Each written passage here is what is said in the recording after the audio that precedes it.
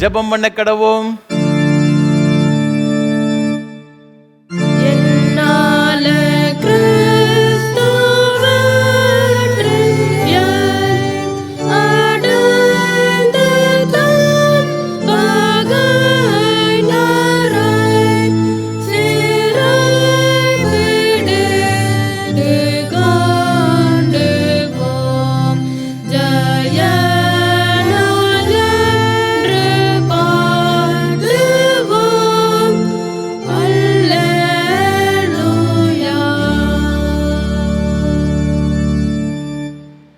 மரணமே உன் கூர் எங்கே? பாதாளமே உன் ஜெயம் எங்கே? நம்முடைய கர்த்தராகிய இயேசு கிறிஸ்துவினாலே நமக்கு ஜெயம் கொடுக்கிற தேவனுக்கு ஸ்தோத்திரம். இயேசு இங்கே இல்லை, தாம் சொன்னபடியே உயிர்த்தெழுந்தார். மகா பரிசுத்தமும் அன்பும் கிருபைகளும் நிறைந்த பரலோக பிதாவே, முது திருக்குமாரன் இயேசு கிறிஸ்துவுக்காக நன்றி செலுத்துகின்றோம். மரணத்தை ஜெயித்து வெற்றி சிறந்த அந்த நாளாகிய இந்த உயிர்த்தெழுந்த நாளிலே உம்மை ஆராதிக்கும்படியாக, உம்மை தொழுது கொள்ளும்படியாக, உம்மோடு ஐக்கியம் கொள்ளும்படியாக அழைத்து கொண்டு வந்த தயவுக்காக உமக்கு ஸ்தோத்திரம். ஆண்டவர் தாமே எங்கள் மத்தியிலே எழுந்தருளி உம்முடைய பிரசன்னத்தினால் நிறைத்து இந்த ஈஸ்டர் பண்டிகை ஆராதனையை எங்கள் ஒவ்வொருவருக்கும் ஆசீர்வாதமாக்கி தர வேண்டும் என்று இரட்சகர் இயேசு கிறிஸ்துவின் பரிசுத்த நாமத்தில் தாழ்மையோடு ஜெபிக்கிறோம் தூய பிதாவே, ஆமென்.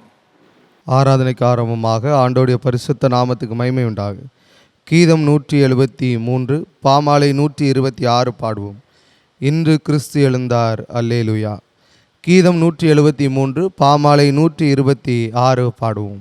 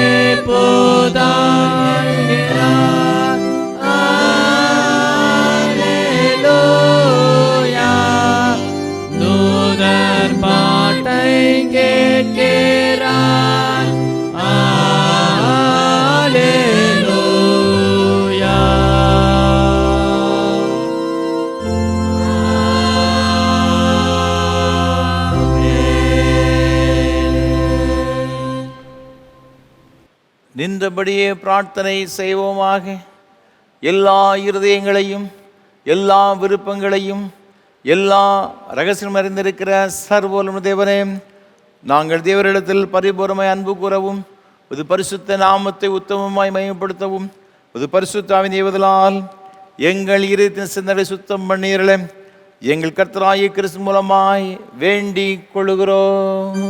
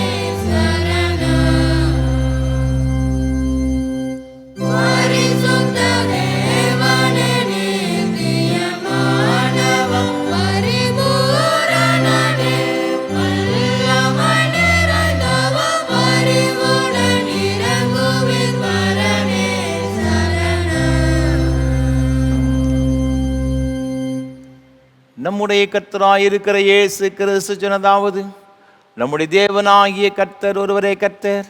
உன் தேவனாகிய கர்த்தரிடத்தில் உன் முழு இதயத்தோடும் முழு ஆத்மாவோடும் உன் முழு மனதோடும் அன்பு கூறுவாயாக என்பதை பிரதான கற்பனை. இதற்கு ஒப்பாய் இருக்கிற இரண்டாம் கற்பனை என்னவென்றால், உன்னிடத்தில் நீ அன்பு கூறுவது போல் பிறனிடத்தில் அன்பு கூறுவாய் என்பதே. இவைகளின் பெரிய கற்பனை வேறொன்றுமில்லை. இவ்விரண்டு கற்பனைகளிலும் நியாயபரமான முழுமையும் தீர்க்க தரிசனங்களும் அடங்கி இருக்கிறது என்பதே.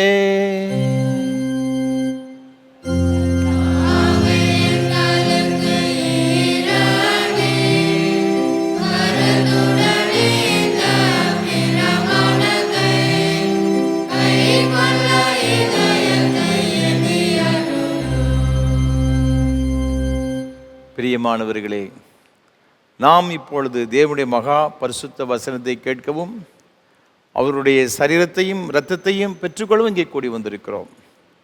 உத்தம மனஸ்தாபத்தோடும் உண்மையான விசுவாசத்தோடும் அவரிடத்தில் கிட்டிச் சேருவதற்காக தேவனுடைய கிருபை தேடி முழங்கால் படியிட்டு மௌனமாக நம்மை நாமே சோதித்தறிவோமாக.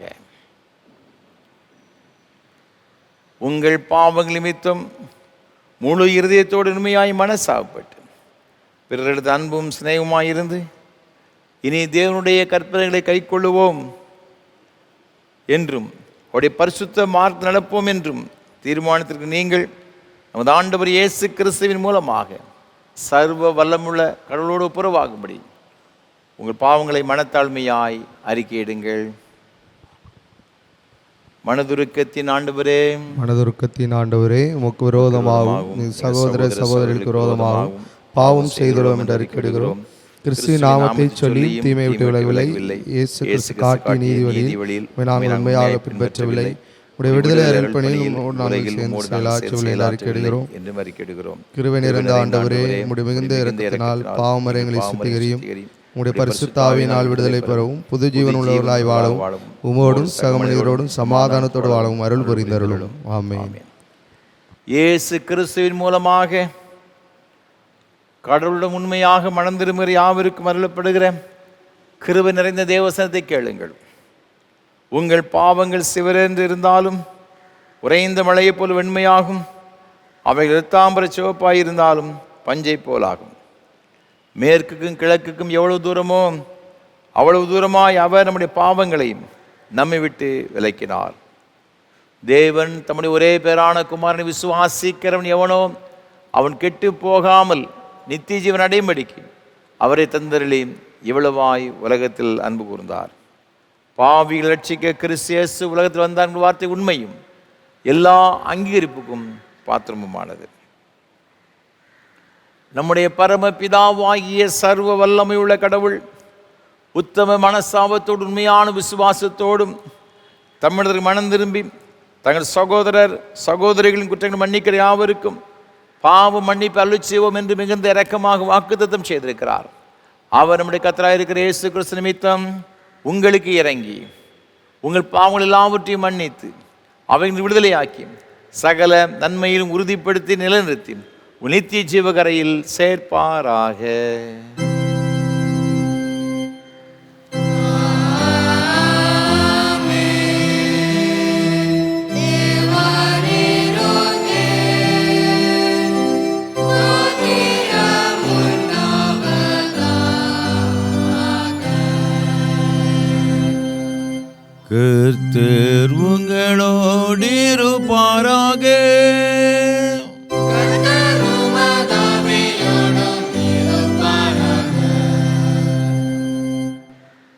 ஜெபம் பண்ண கடவோம். கிறிஸ்து உயிர்த்தெழுந்த திருநாளாகிய ஈஸ்டர் பண்டிகைக்குரிய சுருகு ஜெபம். சர்வ வல்லமையுள்ள ஆண்டவரே, உன்னதமானவரே, கர்த்தராகிய இயேசுவை மரணத்தின் ஆழியிலிருந்து உயிர்த்தெழச் செய்து எங்களுக்கு புது வாழ்வை வாக்கு பண்ணினவரே, உமக்கு நன்றி செலுத்துகிறோம். உயிர்த்தெழுதலின் மகிமையை எங்கள் மனதிலும் உள்ளத்திலும் பெருக பண்ணி எங்களோடு உள்ள மக்கள் அனைவரையும் நித்திய வாழ்விற்கு வழிநடத்திட வேண்டுமென்று ஆண்டவர் இயேசு கிறிஸ்துவின் மூலமாய் தாழ்மையோடு வேண்டிக் கொள்கிறோம்.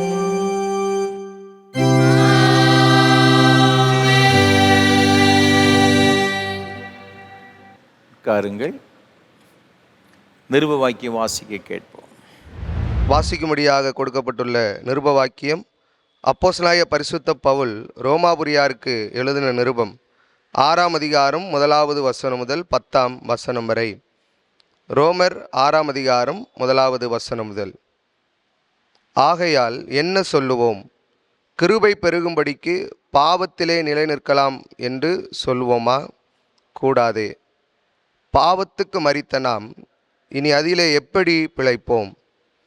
கிறிஸ்து இயேசுவுக்குள்ளாக ஞானஸ்நானம் பெற்ற நாம் அனைவரும் அவருடைய மரணத்துக்குள்ளாக ஞானஸ்நானம் பெற்றதை அறியாமல் இருக்கிறீர்களா?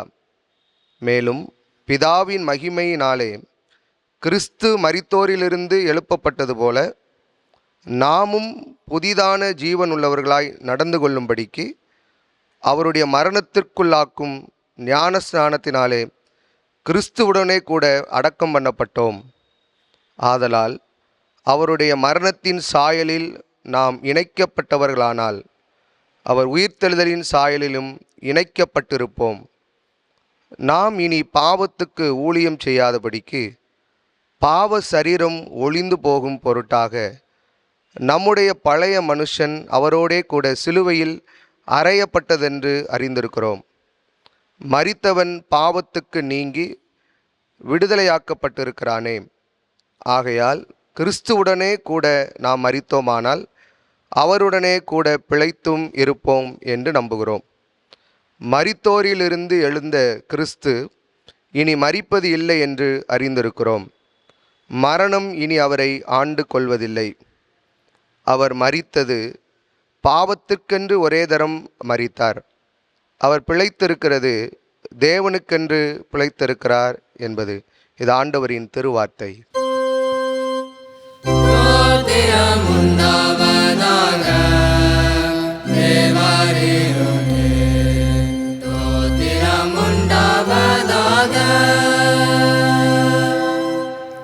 பரிசுத்த சுவிசேஷ வாக்கியம் பரிசுத்த மார்க் எழுதின நற்செய்தி நூல் 16ஆம் அதிகாரம் 1ஆம் வசனம் முதல் 8ஆம் வசனம் வரை அடங்கியிருக்கிற தேவனுடைய வார்த்தையை கேளுங்கள். மார்க் எழுதின சுவிசேஷம் 16ஆம் அதிகாரம் 1ஆம் வசனம் முதல்.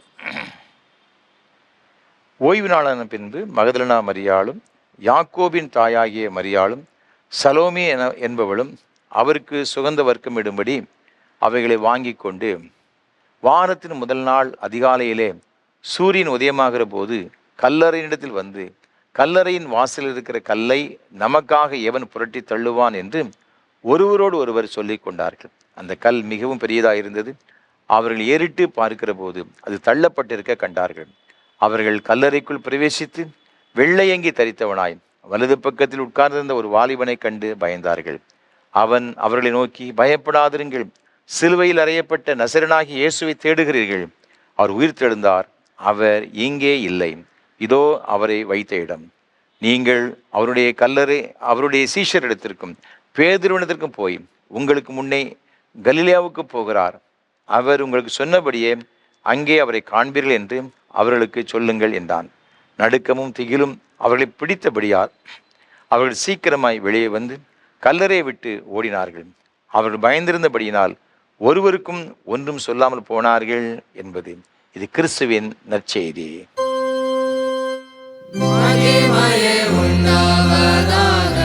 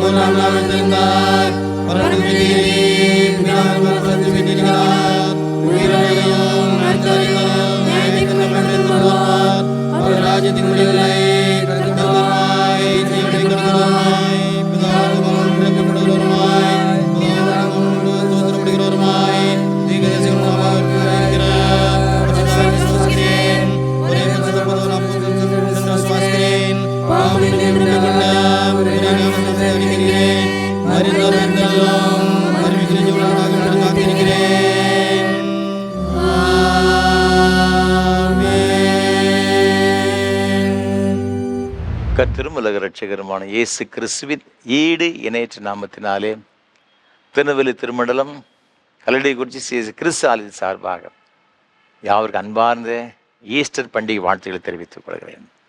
ஆண்டவருடைய கிருபையும் ஆசீர்வாதமும் உங்களோடும் உங்கள் பிள்ளைகளோடும் பிள்ளைகளின் பிள்ளைகளோடு கூட என்னென்றைக்கும் சதா காலங்களில் நிலைத்திருப்பதாக.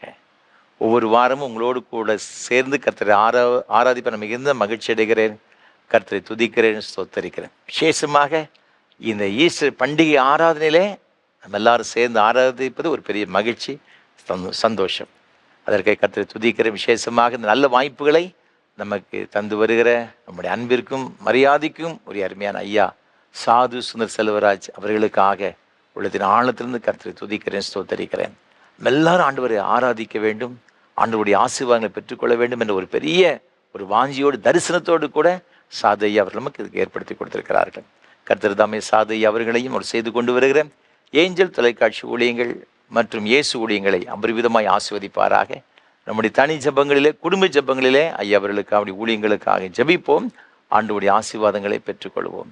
இதை ஆராதனை வேளை ஒவ்வொரு வாரமும் காலை 7 மணிக்கு ஆராதனை வேளை சிஎஸ்ஐ திருநெல்வேலி டயசிஸ் என்ற யூடியூப் சேனலிலும் நாங்கள் ஒளிபரப்பு செய்கிறோம். அதை நீங்கள் மற்றவர்களுக்கு அறிமுகம் செய்யுங்கள். நீங்கள் ஆண்டவருடைய ஆசீர்வாதங்களை பெற்றுக்கொள்ளுங்கள். இந்த ஆராதனை வேளையை மிகுந்த ஜபத்தோடும் அதிக பிரயாசத்தோடும் நாங்கள் ஒவ்வொரு நாளும் ஒவ்வொரு வாரம் உங்களுக்கு வழங்கி கொண்டு வருகிறோம். ஜபங்கள் அதிகமாக எங்களுக்கு தேவை. எனக்காக என்னோடு கூட இந்த ஊழியத்தில் பங்கெடுத்து கொண்டு வருகிற ஒவ்வொரு கர்த்தருடைய பிள்ளைகளுக்காகவும் நீங்கள் தினமும் மறவாமல் ஜெபிக்க அன்போடு நான் கேட்டுக்கொள்கிறேன். அது மாத்திரமல்ல, இந்த ஆராதனை வேளை ஒளிப்பதிவு செய்வதற்கு ஏராளமான தேவைகள் உண்டு. கர்த்தர் உங்கள் உள்ளத்தை எவ்வாறு சொன்னால் நீங்கள் மனம் வந்து தாங்க முன் வரலாம்.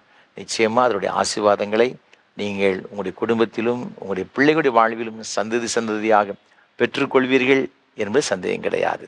இந்த நாளிலும் நமக்கு இந்த ஆராதனை வேளை ஒளிப்பதிவு செய்வதற்கு அருப்புக்கோட்டை சார்ந்த அருமையான ஒரு குடும்பத்தினர், இந்தியன் வங்கியிலே மேலாளராக இருந்து ஓய்வு பெற்ற அருமையான சகோதரர் திரு ஜாஸ்வா போஸ் அவர்களுக்காக ஆண்டவரை துதிக்கிறேன், ஸ்தோத்தரிக்கிறேன். அவருடைய அன்புக்குரிய துணைவியார் திருமதி எலிசபெத் சில்வியா அம்மாவுக்காக ஆண்டவரை துதிக்கிறேன். நம்முடைய ஊழியங்களை அதிகமாய் நேசிக்கிறவர்கள், நமக்கு ஜெபிக்கின்ற ஒரு அருமையான குடும்பத்தினர், அதிகமாக எங்களோடு கூட தொடர்பு கொண்டு நம்முடைய ஊழியத்தை வாஞ்சித்து பல வகையில் உதவி செய்கிற அருமையான குடும்பத்தினர். அதற்காக கர்த்தரை துதிக்கிறேன், ஸ்தோத்தரிக்கிறேன். ஆண்டவர் இந்த அருமையான தம்பதிகளை ஆசீர்வதிப்பாராக. தேவன் அவர்களுக்கு கொடுத்த அருமையான மகன் அன்புக்குரிய சகோதரர் என்ஜினியர் ஜாஷ்வா விவியனுக்காக ஆண்டவரை துதிக்கிறேன், ஸ்தோத்தரிக்கிறேன். ஒரு நல்ல ஒரு புதிய ஒரு குடும்ப வாழ்வை தேவன் அருமையான மகனுக்கு கொடுத்திருக்கிறார். அவருடைய அன்புக்குரிய துணைவியார் திருமதி டாக்டர் ஜெபா செனிஃபாவுக்காக கர்த்தரை துதிக்கிறேன். கர்த்தர் இந்த அருமையான பிள்ளையுடைய குடும்பத்தை அபரிவிதமாய் ஆசீர்வதிப்பாராக. எல்லா விதமான நன்மையினாலும் கிருபையினாலும் பிள்ளைகளை நிறைத்து ஒரு குறைவில்லாமல் நடத்துவாராக. அருமையான சகோதரர் ஜூபல் மியூசிக் ஸ்கூல் என்ற அருமையான ஒரு இசை பயிற்சி பள்ளி நடத்தி கொண்டு வருகிறார். கர்த்தர் தாமே இந்த பள்ளியை மென்மேலும் ஆசீர்வதிப்பாராக. இதில் படிக்கின்ற பிள்ளைகள் கர்த்தர் நாமத்தை மகிமைப்படுத்தும்படி ஒரு பெரிய கிருபைகளையும் தாளந்துகளையும் ஆண்டவர் இந்த குடும்பத்துக்கு கொடுத்து அதில் படிக்கிற பிள்ளைகளுக்கு கொடுத்து ஆசீர்வதிப்பாராக. வேத வசனம் சொல்லுகிறபடியே ஏசாயா 54ஆம் அதிகாரம் 10ஆம் வசனம் சொல்லுகிறது, மலைகள் விலகினாலும் பர்வதங்கள் நிலை பெயர்ந்தாலும் என் கிருபை உன்னை விட்டு விலகாமலும் என் சமாதானத்தின் உடன்படிக்கை நிலைபெயராமலும் இருக்கும் என்று உண்மையில் மனதுருகிற கர்த்தர் சொல்லுகிறார் என்ற வார்த்தையின்படியே ஆண்டவருடைய கிருபை, ஆண்டவருடைய சமாதானம், ஆண்டவருடைய ஆசீர்வாதம் இந்த குடும்பத்தோடு கூட என்றென்றைக்கு நிலைத்திருக்கும்படியான பாக்கியத்தை கொடுத்து ஆண்டவர் தாமே ஆசீர்வதிப்பாராக. அது மாத்திரமல்ல, இந்த ஊழியங்களுக்காய் பல வகையில் செபிக்கின்ற தாங்கி வருகிற உங்கள் எல்லாருக்காகவும் ஆண்டவரை துதிக்கிறேன். கர்த்தர் உங்கள் ஒவ்வொருவரையும் அபரிவிதமாய் ஆசீர்வதிப்பாராக. தேவ கிருபையும் ஆசீர்வாதமும் நம் அனைவரோடு கூட இருப்பதாக. ஆமேன், ஆமேன்.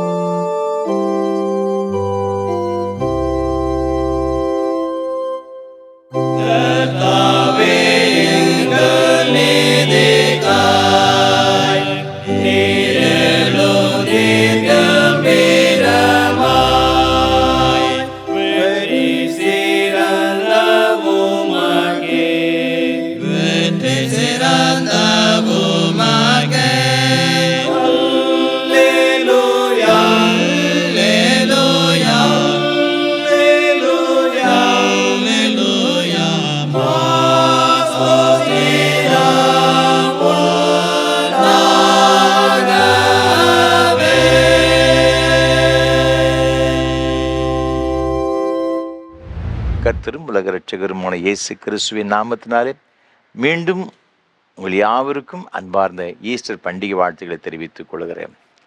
இந்த நாளிலும் கூட நம்ம எல்லாருக்கும் ஆசீர்வாதமாக இருக்கும்படியாக தெரிந்து கொண்ட வேத வசனம் மார்க்கு எழுதின நற்செய்தி நூல் 16ஆம் அதிகாரம் 6ஆம் வசனம். அவன் அவர்களை நோக்கி, பயப்படாதிருங்கள், சிலுவையில் அறையப்பட்ட நசரனாகிய இயேசுவை தேடுகிறீர்கள். அவர் உயிர் தெழுந்தார், அவர் இங்கே இல்லை, இதோ அவரை வைத்த இடம்.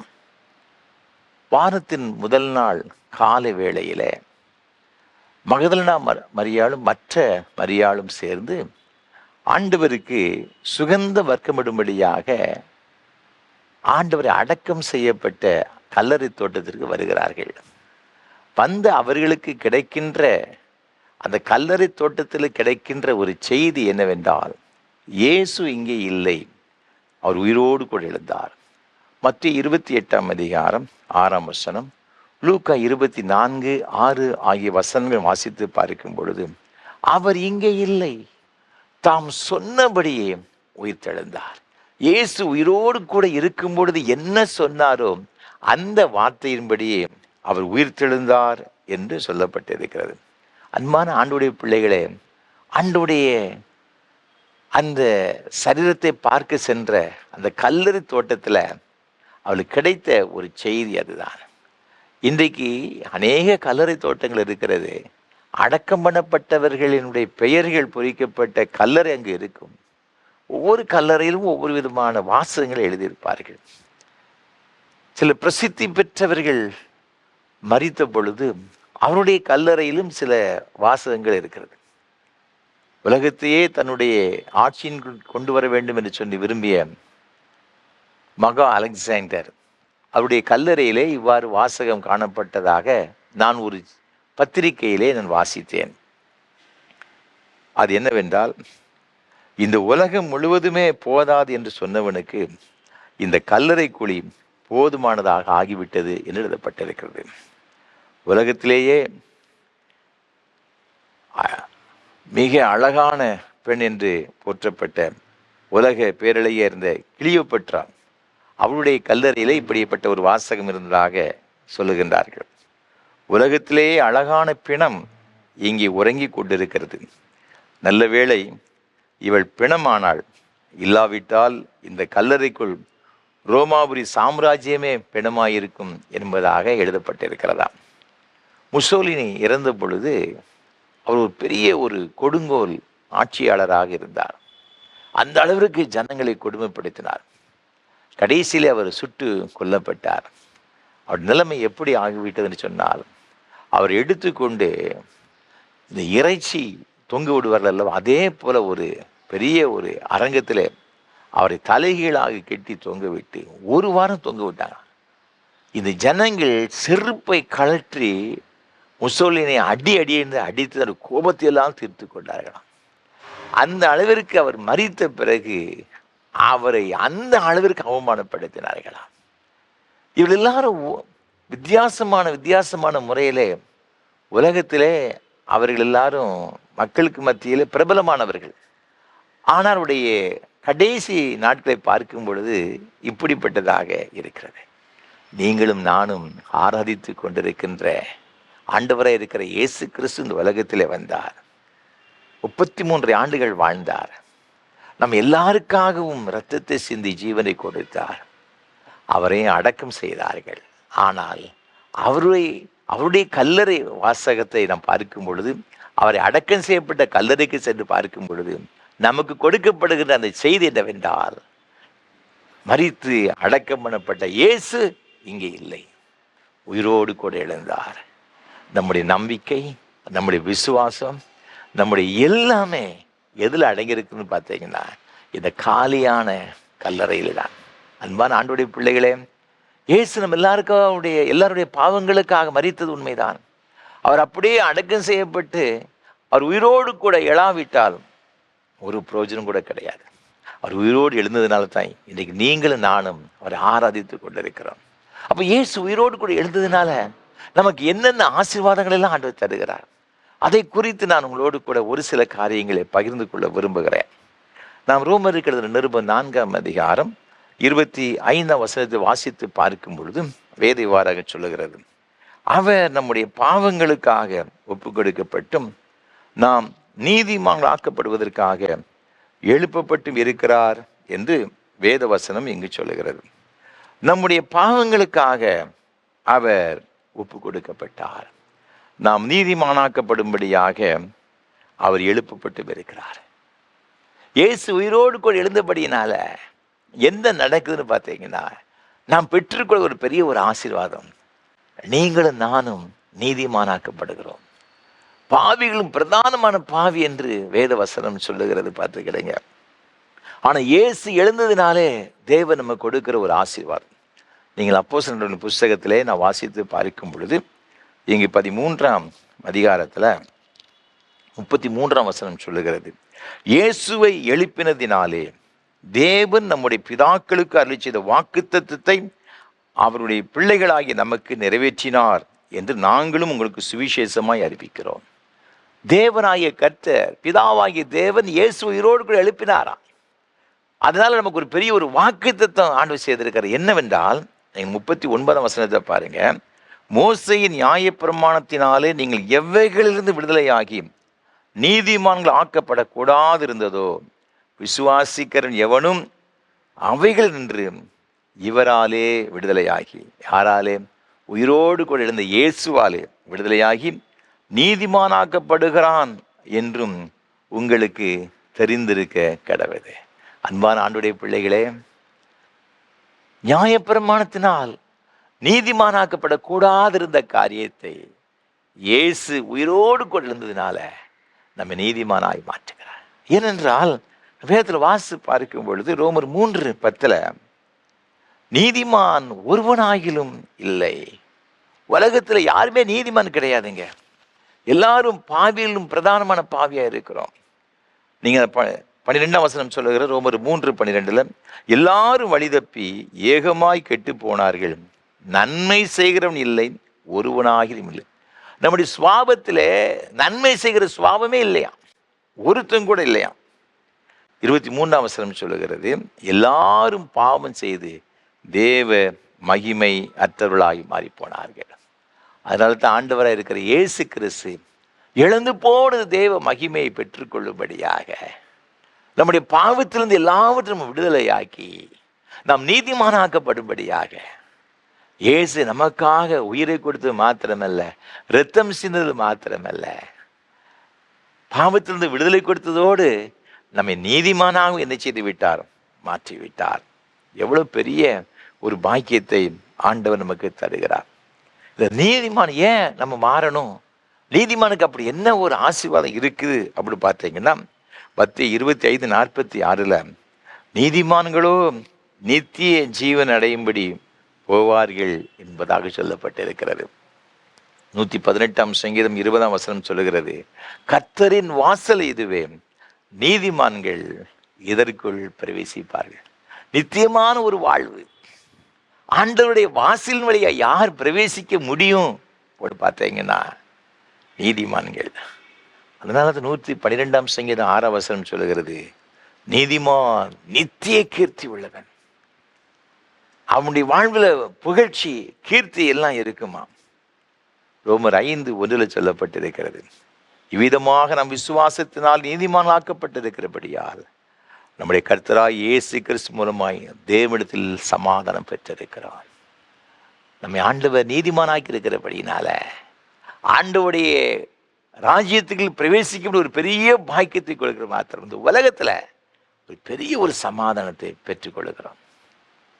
சில தினங்களுக்கு முன்பாக ஒரு அருமையான கர்த்தருடைய ஊழியத்தை வல்லமை செய்து கொண்டு வருகிற ஒரு சகோதரரை சந்தித்தேன்.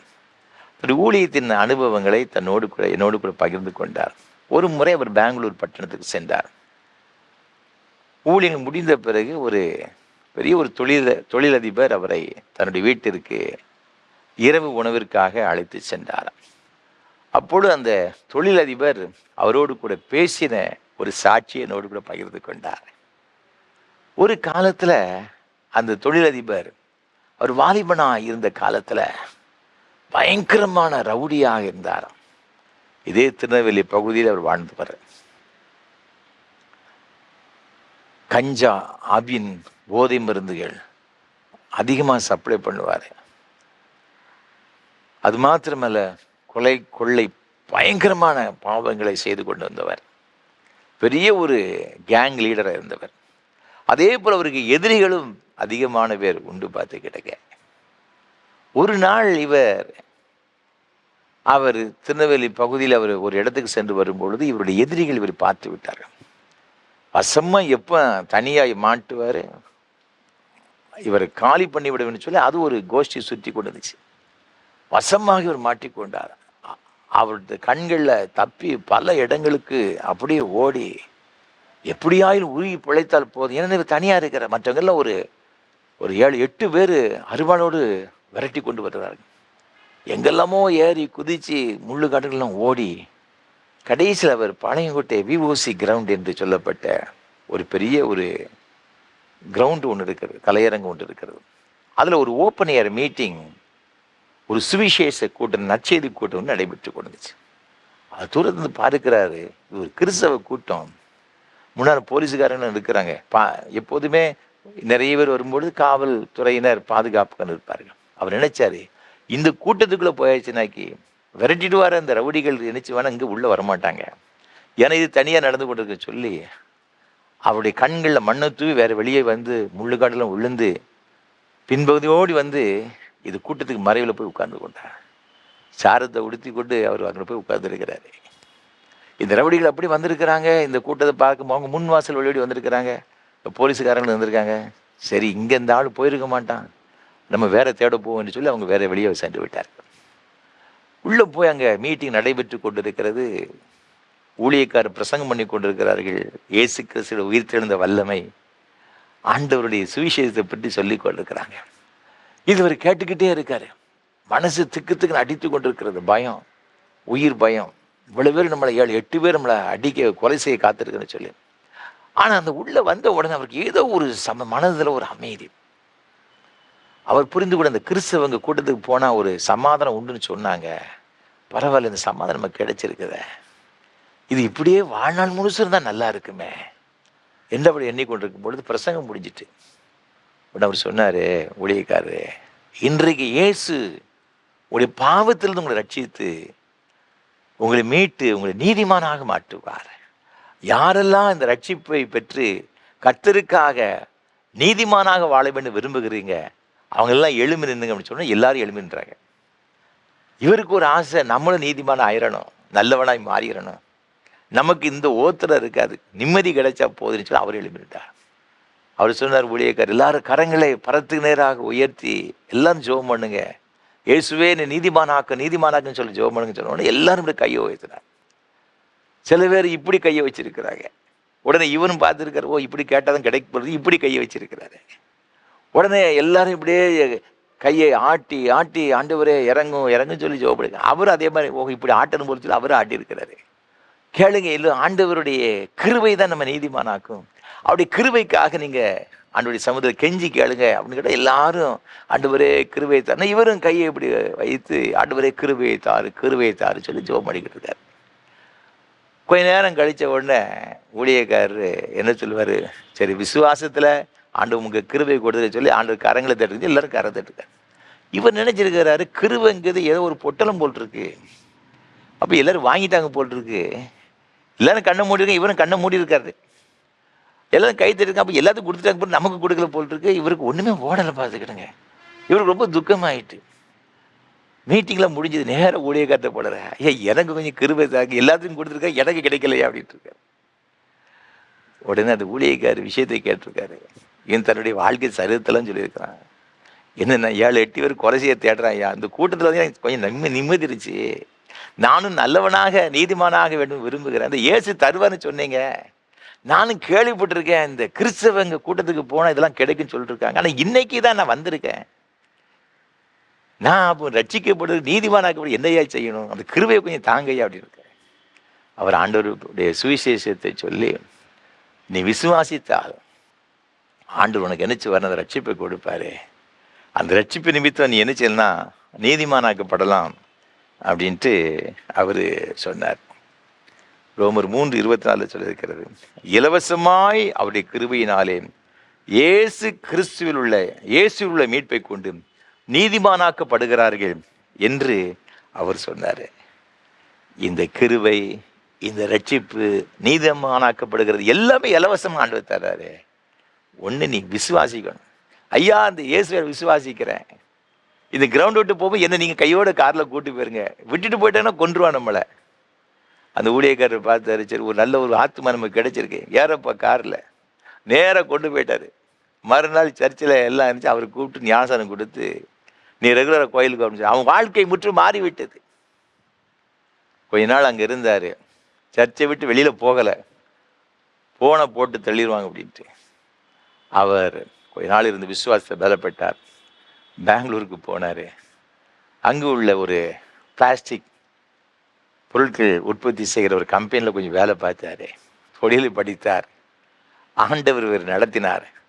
வேத வசனத்தையும் பைபிளையும் ஜெபத்தையும் விடவே இல்லை, இறுக பற்றி கொண்டார். இது சமாதானம் எந்த சூழல் நம்ம விட்டு போய்விடக்கூடாது சொல்லி ஏசாயா 26:3 சொல்லுகிறது, உம்மை உறுதியாய் பற்றி கொண்ட மனதை உடையவன் உண்மையே நம்பியிருக்கிறபடியினால் நீர் அவனை பூர்ண சமாதானத்தோடு கூட காத்துக்கொள்கிறேன். இயேசுவை இறுக பற்றி கொள்ளும் பொழுது தேவனுக்கு கொடுக்கிற பெரிய ஆசீர்வாதம், ஒரு பெரிய சமாதானங்க, மகிழ்ச்சி. அவர் தொழிலை கற்றுக்கொண்ட தனியாக ஒரு ஃபேக்டரி ஆரம்பிச்சாரு. தேவன் அதை ஆசீர்வதித்தார், பெரிய ஃபேக்டரியாக வந்து விட்டது. இப்போ தொழிலதிபராக மாறிவிட்டது. அவர் சொல்லுவார், ஐயா ஒரு காலத்தில் கஞ்சா விற்று கொண்டவன் ஐயா, நான் இப்போ ஜெபத்தின் மூலமாக நான் இந்த பெரிய ஒரு பொறுப்புக்கு வந்திருக்கிறேன். எனக்கு அந்த போதகர் எனக்கு ஜெபக்குமார்னு பெயர் விட்டார் ஐயா. ஒரு கால கஞ்சா விற்று கொண்டிருந்தவன், அபினை விற்று கொண்டிருந்தவன், கொள்ளை செய்து கொள்ளையடித்து கொண்டிருந்தவன் கர்த்தரினை தொழிலதிபராய் மாற்றி விட்டார் ஐயா. இயேசு உயிரோடு எழுந்ததுனால ஆண்டவர் கொடுத்த பிச்சை ஐயா. நான் ஒரு பிச்சைக்காரனில் மோசமானவனாக இருந்தேன், தேவன் கொடுத்த ஒரு பெரிய கிருபை, அவர் எனக்கு போட்ட பிச்சை நீதிமானாய் மாற்றுவது மாத்திரம் இந்த உலகத்தில் என்னை ஆசீர்வாதமாய் வைத்திருக்கிறார். 118ஆம் சங்கீதத்தில் சொல்லப்பட்டிருக்கிறது 15ஆம் வசனத்தில், நீதிமானுடைய கூடாரத்தில் ரட்சிப்பின் கம்பீர சத்தம் உண்டு. யார் இயேசுவை ஏற்றுக்கொண்டார்களோ அவருடைய வாழ்க்கை நீதிமானாக ஆண்டு மாற்றி விடுகிறார். அவருடைய குடும்பத்தில் ஒரு பெரிய சந்தோஷம், ரட்சிப்பின் சந்தோஷம். நீதிமொழியில் 3:13 சொல்லுகிறது, ஆண்டவருடைய வாசஸ்தலத்தை ஆசீர்வதிக்கிறார் என்று சொல்லி. அன்பான ஆண்டவருடைய பிள்ளைகளே, நீங்களும் நான் ஆசீர்வாதமா இருக்கணும்.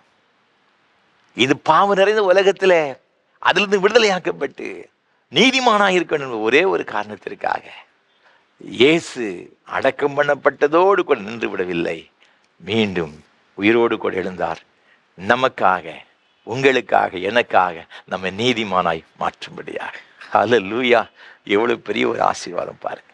அது மாத்திரமல்ல, நம்ம வேதத்தில் வாசித்து பார்க்கும் பொழுது ரோமர் 6:5 சொல்லுகிறது, ஆதலால் அவருடைய மரணத்தின் சாயலில் நாம் இணைக்கப்பட்டவர்கள் ஆனால் அவர் உயிர்த்தெழுதலின் சாயலிலும் இணைக்கப்பட்டிருப்போம். இரண்டாவதாக தேவன் நமக்கு கொடுக்கிற ஒரு பெரிய ஒரு ஆசீர்வாதம், பிளெஸ்ஸிங் என்ன தெரியுமா? நாம அவர் உயிரோடு கூட எழுதப்படினால் அவருடைய சாயலை போலவே நம்முடைய சாயலை மாற்றி விடுகிறார். நம்ம நினைக்கிறோம் நம்ம அழகா இருக்கமோ இல்லையோ, சிவப்போ கருப்போ அப்படிலாம் சொல்லிக்கிட்டு, ஆனா ஒன்றை புரிந்து கொள்ள வேண்டும், நம்முடைய சாயலையே ஆண்டவர் மாற்றி விடுகிறார். அவருடைய சாயல் மேன்மையானதுங்க. முதல்ல ஆண்டவர் நம்ம உருவாக்கும் அப்படிதான் உருவாக்கினார். ஆதியாகமம் புஸ்தகத்தில் வாசித்து பார்க்கும் 1ஆம் அதிகாரம் 27ஆம் வசனம், 5ஆம் அதிகாரம் 1ஆம் வசனத்தை வாசித்து பார்க்கும்பொழுது, தேவன் தம்முடைய சாயலாக மனுஷனை சிருஷ்டித்தார், அவனை தேவ சாயலாகவே சிருஷ்டித்தார் என்று சொல்லப்பட்டிருக்கிறது. ஆதாம் அப்படிதான் சிருஷ்டித்த வசனம் சொல்லுகிறது. நீங்களும் நானும் தேவ சாயல். ஆனா எப்போ இவர்கள் பாவம் செய்து தோட்டத்தை விட்டு துரத்தப்பட்டார்களோ அது சாயலை இழந்து போனார்கள். நாம கர்த்தரின் சாயலாக சிருஷ்டிக்கப்பட்டோம். ஆண்டவருடைய சாயலை பார்த்து ஒரு மனுஷன் இருக்கிறாங்க. நீங்க 8ஆம் புஸ்தகம் 12ஆம் அதிகாரம் 8ஆம் வசனத்தை வாசித்து பார்க்கும் பொழுது மோசேயை குறித்து ஆண்டவர் சொல்லுகிறார், அவன் கர்த்தரின் சாயலை காண்கிறான். அவ்வளவு ஒரு ஜோதிமயமானவர் அவர். அவரை குறித்து வேத சொல்ல, அவர் வெண்மையின் சிவப்புமானவர், பிரகாசம் உள்ள நட்சத்திரத்தை போல இருக்கிறவர். நம்மால வர்ணிக்கவே முடியாதுங்க. அப்படிப்பட்ட ஒரு உன்னதமான ஒரு சாயல் அவருக்கு இருக்கு. மருவமலையில் மருவமானார மோசேயும் யாக்கோபும் யோவானும் பார்த்து தடாலடியை கீழே விழுந்து கிடக்காங்க. ஆண்டவரே, உமக்கு ஒரு கூடாரமும் மோசைக்கு ஒரு கூடாரம் எலியாவுக்கு ஒரு கூடாரம் உண்டாக்கும். அவங்க வாழ்நாள் 3 வருஷத்துல இப்படி ஒரு சாயல் அவங்க பார்த்ததே கிடையாது. தேவன் தம்முடைய சாயலை வெளிப்படுத்துகிறார். தோட்டத்தில் பாவம் செய்த நிமித்தம், துரத்தப்பட்டது நிமித்தமாக அந்த தேவ மகிமையை இழந்து போனார். அதைத்தான் ரோமர் 3:23 எல்லாரும் பாவம் செய்து தேவ மகிமை அற்றவர்களாக போனார். இது இழந்து போன தேவ மகிமையை நாம் மீண்டும் பெற்றுக்கொள்வதற்காகத்தான் பிலிப்பியர் 2 சொல்லப்பட்டிருக்கிறார். மனுஷ சாயலானார். எடுத்து இந்த தேவ சாயலை இழந்து போவதற்கு காரணமாக இருந்த பாவத்தை தம்முடைய மரணத்தினாலே என்ன கொன்றார். நீங்கள் ஏசாயா தீர்க்கதரிசன புத்தகம் 52 14 வேதம் சொல்லுகிறது, அவர் அந்த கேடு அடைந்தபடியினால் அவரை கண்டு அநேக பிரமிப்படைந்தார்களாம். ஆண்டவர் அவ்வளவு ஒரு ஜோதிமயமானவருங்க, பாவமறியாதவர். அவருடைய சாயல் மிக மிக உன்னதம், நம்மால் விவரிக்க முடியாது. ஆனா இது உலகத்தில் நம்முடைய பாவத்தெல்லாம் சுமந்த உடனே அவர் அந்த கேடு அடைந்தாராம். அதை பார்த்து எல்லாரும் பிரமிச்சு அடைஞ்சாங்க, இவரா இப்படி ஆயிட்டாரு. நீங்க ஏசாயா 53 2 வாசித்து பார்க்கும் பொழுது, நாம் அவரை பார்க்கும் பொழுது விரும்பப்படத்தக்க ரூபம் அவருக்கு இல்லையா? அப்ப அந்த அளவிற்கு நம்முடைய பாவம் அவருடைய சாயலை அடைச்சிட்டுனா வித்தியாசமாக மாற்றி விட்டது. நம்ம விரும்பும்படியான ரூபமே அவர் கிடையாது. அது காரணம் என்ன தெரியுமா? பாவம். அப்போ பாவம் செய்கிற மனிதன் நாம் தன்னுடைய ஆண்டருடைய நம்முடைய அந்த ஒரிஜினல் சாயலை இழந்து போகிறோம். சொல்லுவோம், மூஞ்ச பாருங்க, பார்க்கவே சகிக்கல அப்படிம்போம். பார்த்தீங்கன்னா யாரை பார்த்து சொல்லுவோம்?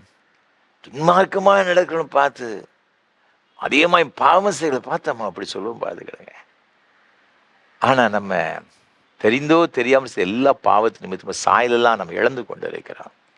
அந்த சாயலை மீண்டும் பெற்றுக்கொள்வதற்காகத்தான் ஆண்டவர் தம்முடைய மரணத்தினாலே அந்த பாவத்தை கொன்று அவர் உயிரோடு கூட எழுந்தது நிமித்தமாக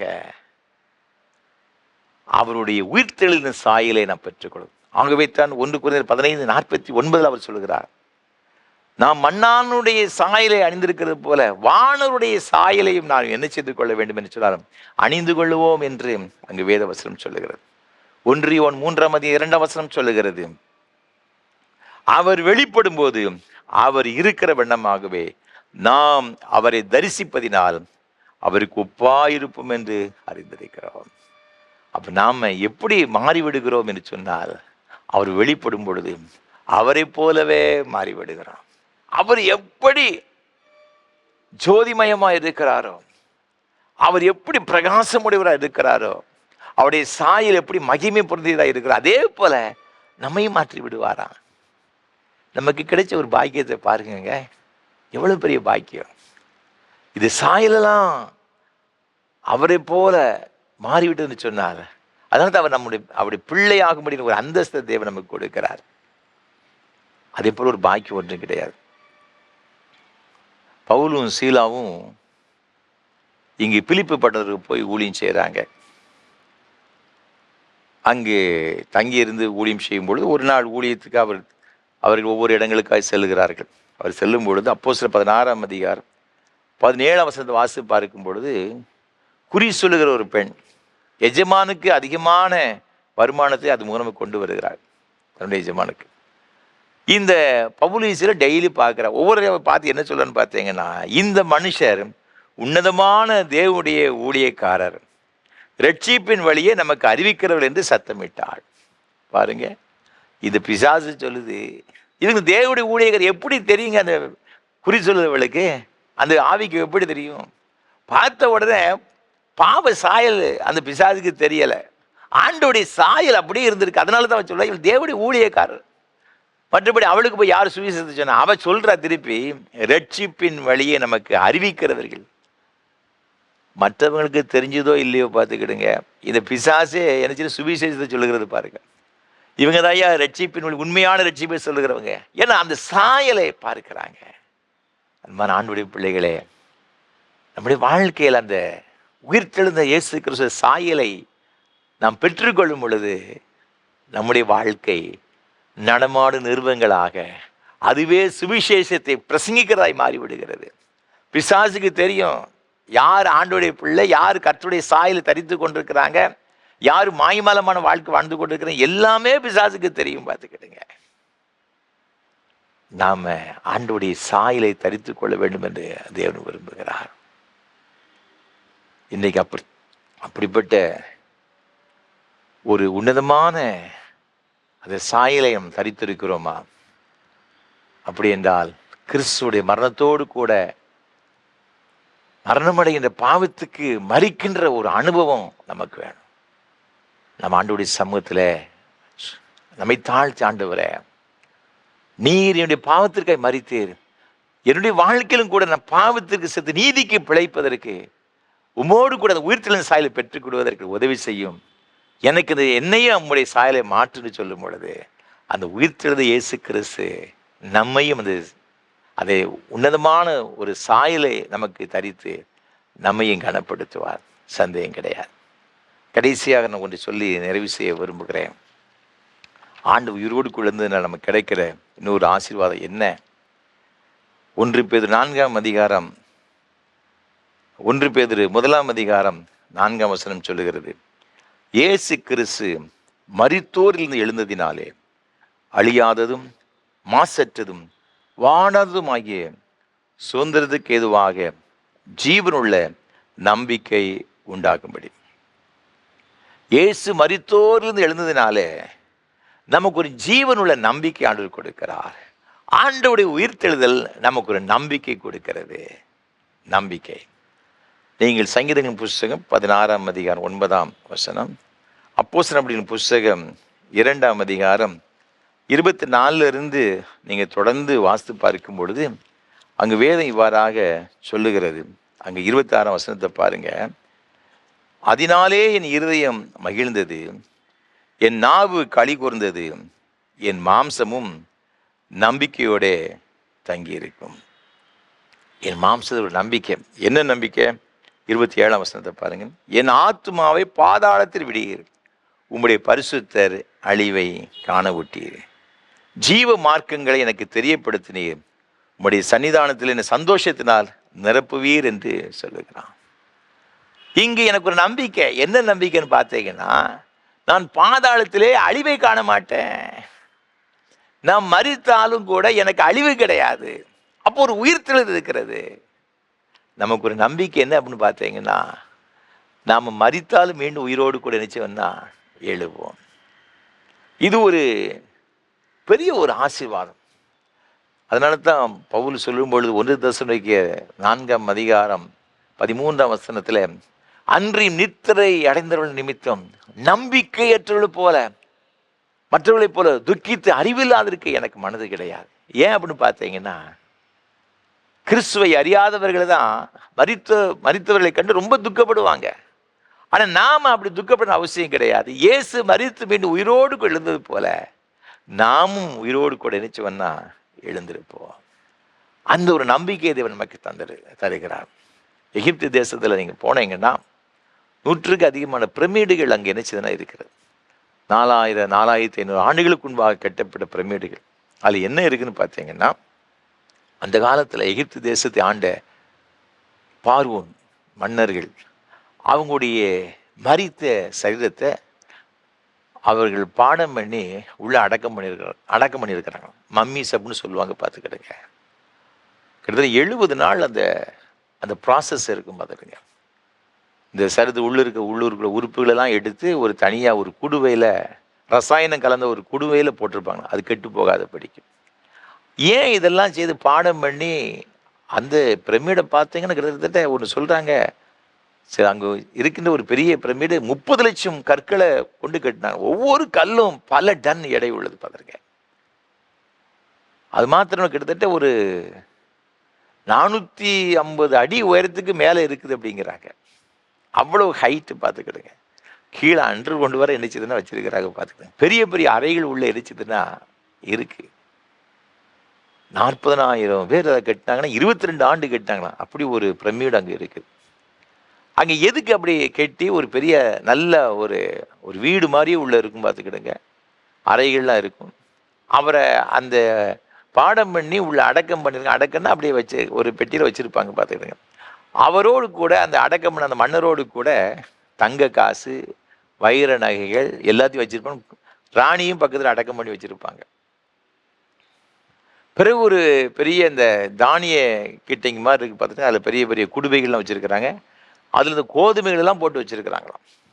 ஏன் அப்படி கேட்கும்போது சொல்கிறாங்க, இந்த ராஜா மீண்டும் உயிரோடு கூட வந்துடுவார். அவர் உயிரோடுக்கு வந்தவர் ரொம்ப பசிக்குமா. ஏன்னா ரொம்ப நாள் அவர் தூங்கிட்டு இருக்கார்ல. அவர் சாப்பிட்றதுக்காக எல்லாமே உள்ள அவர் என்னெல்லாம் அவர் விருப்பம் உண்டோ எல்லாத்தையும் வச்சுருக்காங்களாம். பிறகு பட்டயம் கேடகம் எல்லாமே வச்சுருக்காங்களாம். அது அவருடைய எப்போதும் வச்சுருப்பார்ல, அதுக்காக.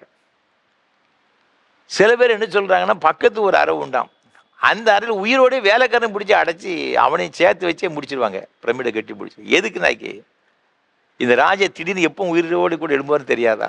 எழுந்து அவருக்கு வேலை செய்கிறதுக்கு 4 வேலைக்காரன் வேணும்ல, அவனையும் பிடிச்சி உள்ளே வச்சுருக்கிறாங்க அப்படின்ட்டு ஆராய்ச்சியாளர்கள் சொல்கிறாங்க.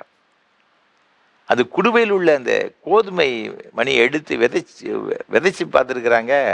முளைக்க போட்டிருக்க, முளைச்சி வந்துடுச்சான். அதில் உயிர் இருந்துச்சான். பார்த்து கிடக்கு. இவனுக்கு தான் உயிர் இல்லை, அந்த செத்த ராஜாவுக்கு. அவனுக்கு ஆண்டவர் வரும்பொழுதெல்லாம் மீண்டும் நியாயத்திற்கு நிற்க வேண்டும். ஆனால் அவங்களுக்கு கூட ஒரு நம்பிக்கை இருக்குது. பார்த்துக்கிடுங்க, இது நிறைய பேருக்கு நம்பிக்கையே கிடையாது. வெந்ததெல்லாம் சாப்பிடுவோம், விதி முடிஞ்சே சாவும் அப்படின்னு நினச்சிக்கிட்டு நிறைய பேர் இருக்கிறாங்க. நீங்கள் சாப்பிடலாம், சாகலாம், அதெல்லாம் பிரச்சனை கிடையாது. ஆனால் மீண்டும் ஒரு உயிர்த்தெழுதல் இருக்கிறது. அந்த உயிர்த்தெழுதல் கிறிஸ்துவுக்குள் மரித்தவங்களுக்கு வருகிற அந்த உயிர்த்தெழுதல்லாம் என்ன நமக்கு ஆசீர்வாதம் இல்லை. அவங்க நியாயத்தீர்ப்பில் என்ன செய்யணும்னா இருக்கணும். ஆண்டவர் விசுவாசிக்கிற நமக்கு ஆண்டவர் நம்பிக்கை கொடுத்திருக்கிறார். மகனே மகளே, நான் உனக்கு நித்தியமான ஒரு வாழ்வை நினைச்சுவேன் தருவேன். நீங்கள் 1 தெசலோனிக்கே 4ஆம் அதிகாரத்தை நீங்கள் தொடர்ந்து 14 வாசித்து பார்க்கும் பொழுது, நாம் இழக்க கொடுத்தவர்கள் எல்லாரும் நினைச்சுவார்னா அவருடைய வருகையில், ரகசிய வருகையில் அவர்களெல்லாம் அழைத்து கொண்டு வருவாராம். மரித்தவர்கள் எழுந்திருப்பாங்களாம். பின்பு உயிரோடு இருக்க நாமும் அவருக்கு எதிர்கொண்டு போக மத்திய ஆகாயத்தின மாதிரி சந்திப்போம். பார்த்துக்கிடுங்க, அந்த வசனம் சொல்லுகிறது, இவ்விதமாய் கர்த்தருடனே கூட நாம் என்ன செய்வோமா இருப்போம். ஆண்டவரோடு கூட இருக்கிற ஒரு பெரிய ஒரு பாக்கியம். இந்த பாக்கியம் எப்போ ஏன் கிடைக்கு தெரியுமா? இயேசு உயிரோடு கூட எழுந்ததுனால. இந்த உயிர்த்தெழுந்த பண்டிகை கொண்டாடுகிற நம்முடைய வாழ்க்கையில் ஆண்டவர் நமக்கு நம்பிக்கை கொடுக்கிறார். மீண்டும் நான் வருவேன், உன்னை என்னோடு கூட நான் சேர்த்து கொள்ளுவேன்.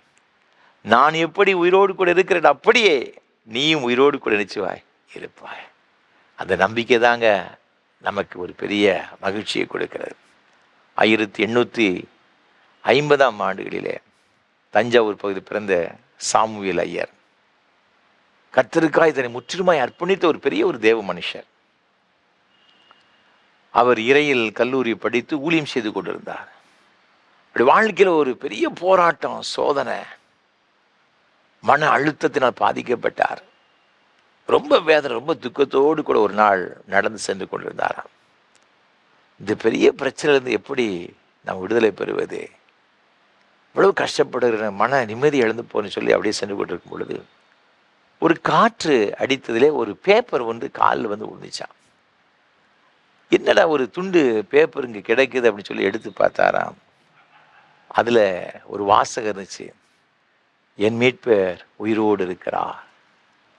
இந்த வார்த்தையை அவர் வாச உடனே, துண்டுதாள் வாச உடனே உள்ளத்துக்குள்ள ஒரு பெரிய ஒரு குதூகலம் வந்துச்சு. நான் ஆராதிக்கிற ஆண்டவர் உயிரோடு கூட இருக்கிறார். என் மீட்பர், என் இரட்சகர், என் இயேசு உயிரோடு கூட இருக்கிறார். உள்ளத்தில் ஒரு பெரிய மகிழ்ச்சிங்க, சந்தோஷம். நீங்களும் நானும் ஆராதித்து கொண்டிருக்க ஆண்டவர், அவர் மரித்து அடக்கம் பண்ணப்பட்டு அப்படியே கல்லறை இருக்கவில்லை, மீண்டும் உயிரோடு கூட இருந்தார். அவர் எழுதின பாட்டு தாங்க இங்கே கீர்த்தனைகள் 208வது பாட்டு இருக்கு. பார்த்துக்கிடுங்க, என் மீட்பர் உயிரோடு இருக்கையிலே எனக்கு என்ன குறை உண்டு நீ சொல் மனமே. ஆசி செய்திடுவார், அருள்மிகு அளிப்பார், அம்பரந்தனில் எனக்காய் ஜெபிப்பார், மோசமே மறைப்பார், முன்னமே நடப்பார், மோட்ச வழி சத்தியம் வாசல் உயிரணம். என் மீட்பு உயிரோடு இருக்கிறார். கவலைகளை தீர்ப்பார், கண்ணீர் துடைப்பார், கடைசி மட்டும் கைவிடாதிருப்பார். பாவ மன்னிப்பை அடித்து பாக்கியம் கொடுத்து பரம பதவியை ஆண்டவர் நமக்கு நினைச்சு வரான், தருவாரான். இது ஒரு அருமையான பாடலை சாமுவேல் ஐயர் எழுதினார்களா. அன்பானவர்களே, மனம் கலங்காதீர்கள். சோர்ந்து போன நிலைமையில் இருக்கிறீர்களோ, இப்படி எதிர்காலம் இப்படி இருக்கிறதே, பிள்ளையுடைய வாழ்க்கை இப்படி இருக்கிறதே, எனக்கு என்ன சம்பவிக்குமோ, எனக்கு ஏதாவது ஒரு விடிவு காலம் பிறக்காதா, நீங்கள் நினைத்து கொண்டிருக்கலாம். இந்த மகள மரியாளும் மற்ற மரியாளும் ஒரு பெரிய கலக்கத்தோடு கூட தான் கல்லறுவடத்துக்கு போனாங்க. கல்லை யார் நமக்கு புரட்டி தள்ளுவார்? ஆண்டவருக்கு சுகந்தவருக்கு விட வேண்டுமே. ரோம அரசாங்கத்தில் முத்திரை அங்கே இருக்கிறதே. அந்த கல்லறை எப்படி போய் பார்க்க, இயேசுவை எப்படி பார்க்கிறது? ஒரு வேதனையோடு துக்கத்தோடு தான் போனாங்க. அழாது என்று சொன்னார். சீசர் ரோமருக்கு பயந்து போயிருந்தாங்க, ஆட்சியாளருக்கு பயந்து போயிருந்தாங்க. யோவான் 20:19 சொல்லப்பட்டிருக்கிறது, இயேசர் மத்தியிலே எழுந்தருளி உங்களுக்கு சமாதானம் அப்படி சொன்னாருங்க. இந்த இயேசு இன்றைக்கு உயிரோடு கூட இருக்கிறார். அப்படி வாழ்க்கையின் எல்லா தேவையும் சந்திப்பது போதுமானவராக இருக்கிறார். ஏனென்றால் நீங்களும் நான் நீதிமானாக்கப்படும்படியாக, அவருடைய சாயலை தெரித்துக் கொள்ளும்படியாக, மகிமையை நம்பிக்கை கொடுக்கும்படியாக, நம்மை ஆசீர்வதிக்கும்படியாக இயேசு உயிரோடு கூட எழுந்தார். அந்த உயிரோடு கூட எழுந்த நாளில் இன்றைக்கு ஈஸ்டர் பண்டிகையாக நம்ம கொண்டாடி கொண்டிருக்கிறோம். அந்த உயிர்த்தெழுந்த இரட்சகருடைய ஆசீர்வாதம், கிருபை, சமாதானம் உங்களோடும் உங்கள் பிள்ளைகளோடும் என்றென்றைக்கும் சதா காலம் நிலைத்திருப்பதாக. ஆமென், ஆமென். அர்ப்பணிப்பின் பாடலாக கீதம் 180, கிறிஸ்தவ கீர்த்தனை 388 பாடுவோம். யூத ராஜசிங்கம் உயிர்த்தெழுந்தார். கீதம் 180, கிறிஸ்தவ கீர்த்தனை 388 பாடுவோம்.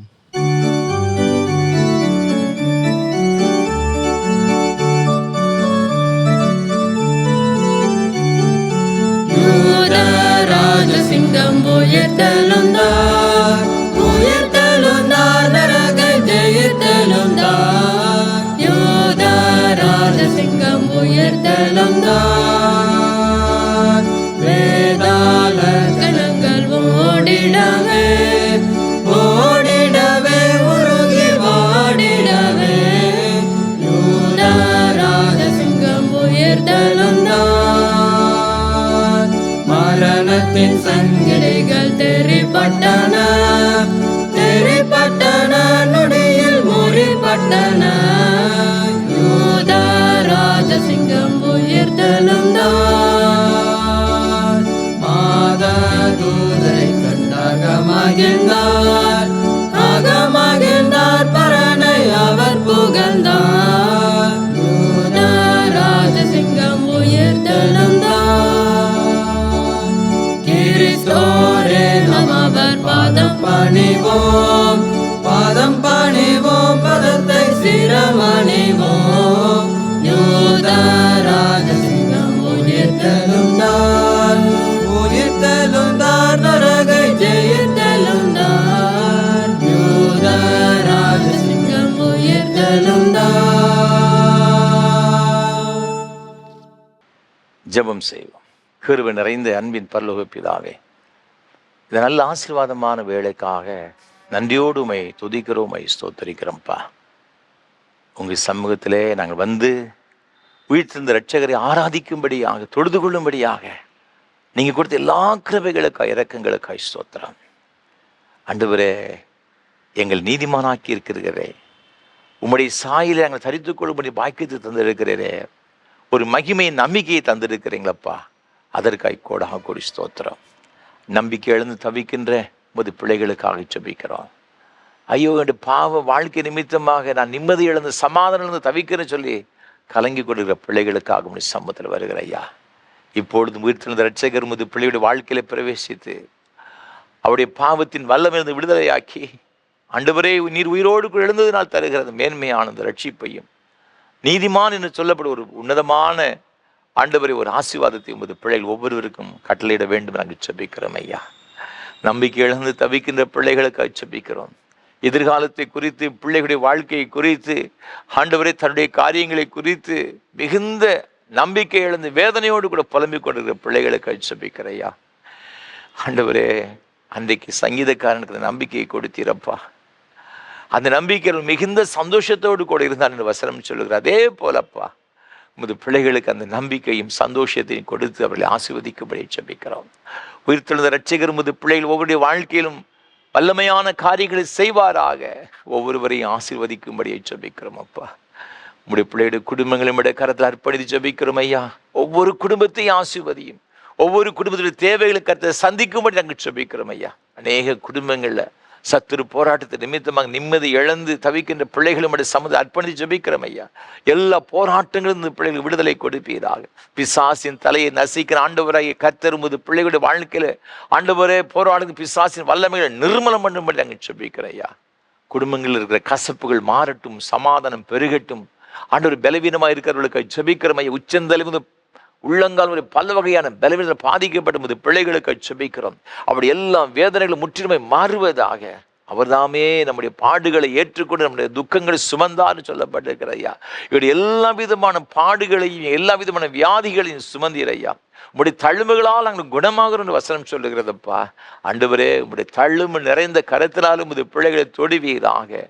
என்னென்ன வியாதிகளும் பாதிக்கப்பட்டிருக்கிறார் எல்லா வியாதியிலிருந்தும் ஒரு பூரணமான ஒரு விடுதலை.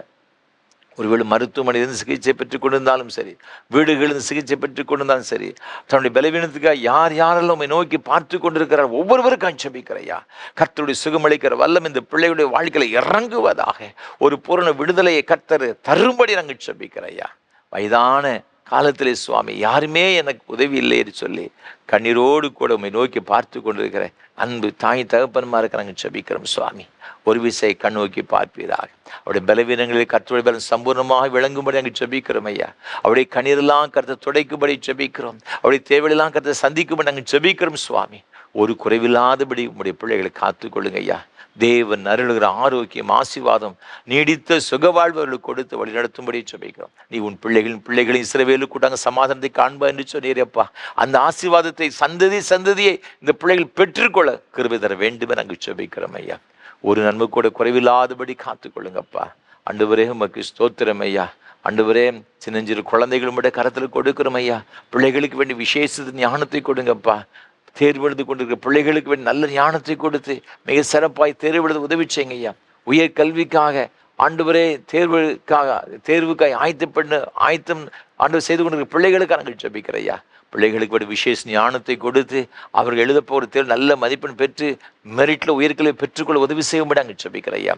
வேலைக்காக காத்திருக்கிற பிள்ளைகளுக்காக நாங்கள் ஜெபிக்கிறோம் சுவாமி. அயல் நாடுகளில் சென்று பணி செய்யும்படி விரும்புகிற பிள்ளைகளுக்காக பிரயாசப்படுகிற பிள்ளைகளுக்காக நாங்கள் ஜெபிக்கிற ஐயா. கர்த்தாவே, உமது பிள்ளைகளுக்கு இரக்கம் செய்வீராக. அவருடைய கவலைகளெல்லாம் மாற்றுங்கப்பா. அவருடைய கண்ணீரெல்லாம் துடைப்பீராக. நல்ல வேலை வாய்ப்புகளை கொடுங்கப்பா. வெளிநாடுகளில் பணி செய்கிற பிள்ளைகளுக்காக ஜெபிக்கிறோம் ஐயா. கர்த்தருடைய ஆசீர்வாதம், கிருபை, சமாதானங்களோடு கூட இருப்பதாக. வேலை செய்கிற இடத்துல உங்களுடைய ஆசீர்வாதம் நிறைவாய் தங்கியிருக்கும்படி நாங்கள் ஜெபிக்கிறோம் ஐயா. தகப்பனே, உமக்கு ஸ்தோத்திரம். நீங்கள் அவர் செய்த தயவுக்காக நன்றி செலுத்துகிறோம் ஐயா. திருமணத்திற்கு காத்திருக்க சகோதர சகோதரிகளுக்காக நாங்கள் ஜெபிக்கிறோம் ஐயா. சில குடும்பங்களில் என்னுடைய மகனுக்கு என்னுடைய மகளுக்கு திருமண வயது அதிகமாகிக் கொண்டே செல்லுகிறது, இன்னும் திருமணம் நடக்கவில்லைன்னு சொல்லி கண்ணீரோடு கூட இருக்கிற அன்பு பிள்ளைகளுக்காக ஜெபிக்கிறோம் ஆண்டவரே. அவருடைய பெற்றோர்களுக்காக ஜெபிக்கிறோம் ஐயா. அவருடைய கண்ணீரெல்லாம் எங்கள் ஆண்டவத்தை உடைத்து சுவாமி உயிர்த்தெழுந்த ரட்சிக்கிற இந்த பிள்ளையுடைய வாழ்க்கையில் ஒரு அற்புதம் செய்யும்படி நாங்கள் ஜெபிக்கிறோம். எல்லா தடைகளும் இயேசுவின் நாமத்தில் விலகுவதாக. குடும்பத்தில் சந்தோஷமான காரியங்கள், மங்களகரமான காரியத்தை கர்த்தர் நடத்தும்படி ஜெபிக்கிறோம் ஐயா. திருமணம் ஆண்டவரும் ஆகியும் குழந்தை இல்லை என்று சொல்லி அப்பா குழந்தை செல்வங்களை தவிர்த்து கூட தம்பதிகளுக்காக ஜெபிக்கிறோம் ஐயா. அது எப்படிப்பட்ட ஒரு தடையாயிருந்தாலும் ஆண்டவர் முற்றிலுமாய் மாற்றுவீராக இயேசுவின் நாமத்தினாலே. ஆண்டவரே, ஆபிரகாமுக்கு 100 வயதுல குழந்தையை கொடுத்து ஆண்டவர் ஐயா. அன்னாளுக்கு இறங்கின ஆண்டவர் ஐயா. ரெபேக்காளுக்கு இறங்கின ஆண்டவர். என் அன்பு பிள்ளைகளுக்கு கர்த்தர் இரக்கம் பாராட்டும்படி ஜெபிக்கிறோம் ஐயா. உடைய பிள்ளைகளுடைய கற்பத்தின் கனியை கர்த்தர் ஆசீர்வதிப்பீராக. ஆண்டவரே, உமக்கு ஸ்தோத்திரம் ஐயா. கற்பத்தின் கனி உம்மால் கிடைக்கிற சுதந்திரம் அல்லவா? அந்த சுதந்திரத்தை இந்த பிள்ளை பெற்றுக்கொள்ள உங்களுடைய கண்களில் கிருபை கிடைப்பதாக. உயிர்த்தெழுந்த ரட்சகர் இந்த பிள்ளைகள் ஆசீர்வதிக்கும்படி நாங்கள் ஜெபிக்கிறோம். நீங்கள் அவர் செய்கிற தயவுக்காக உமக்கு ஸ்தோத்திரம். பேறுகால நிலைமை இருக்கிற சகோதரிகளுக்காக ஜெபிக்கிறோம் ஐயா. ஒருவேளை இந்த பிரசவம் உங்களுக்கு கடினமாக இருக்கும் என்று சொல்லி ஒருவேளை டாக்டர்ஸ் சொன்னாலும் கூட எல்லாவற்றையும் நார்மலாய் மாற்றுகிற ஆண்டவர் எல்லாவற்றையும் உடைய பிள்ளைகளுக்கு ஆசீர்வாதமாய் கொடுப்பீராக. கற்பத்தின் கனியை பூர்ணப்படுத்தி ஏற்ற சுக பிரசவத்தை கொடுத்து ஆசீர்வதிக்கும்படி ஜெபிக்கிறோம் ஐயா. ஆண்டவர் பிஸ்னஸ் செய்கிற பிள்ளைகளுக்காக, இன்னும் ஆண்டவர் என்னென்ன வேலைகள் செய்கிறார் ஒவ்வொரு வேலை செய்கிற பிள்ளைகளுக்கு ஜெபிக்கிறோம். உமது பிள்ளைகளுடைய வருமானங்கள் ஒரு விசேஷத்தை ஆசீர்வாதம் தாங்கப்பா.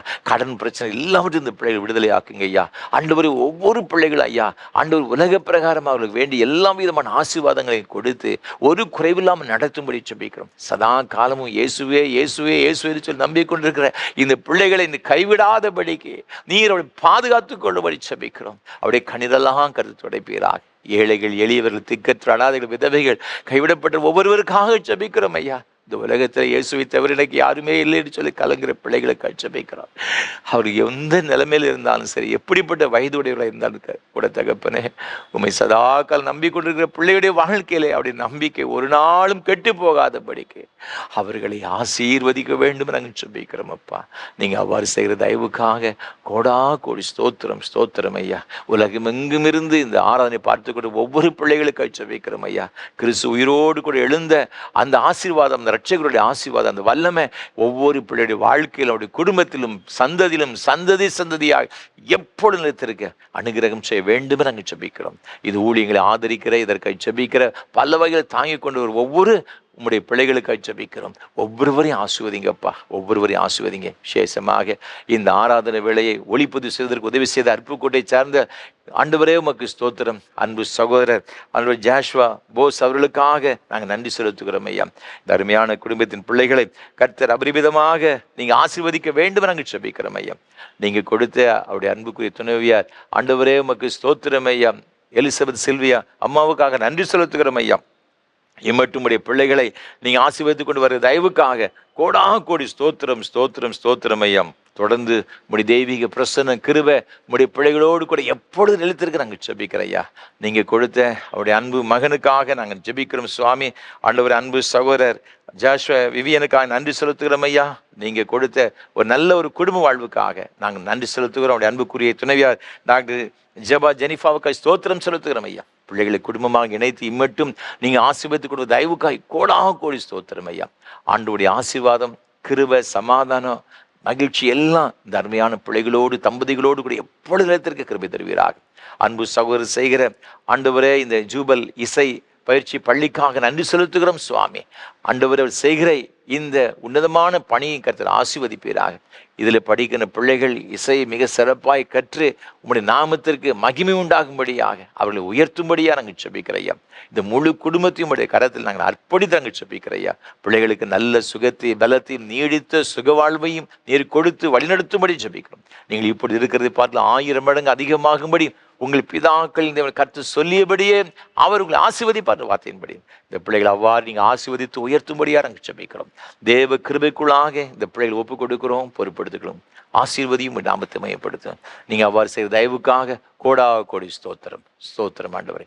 எல்லா கன மகிமை எல்லாம் உமக்கு சொல்வதை ஏற்றுக்கொள்ளும். ஆண்டவர் இயேசு கிறிஸ்துவின் மூலமாக ஜெபிக்கிறோம் பரிசுத்த பிதாவே.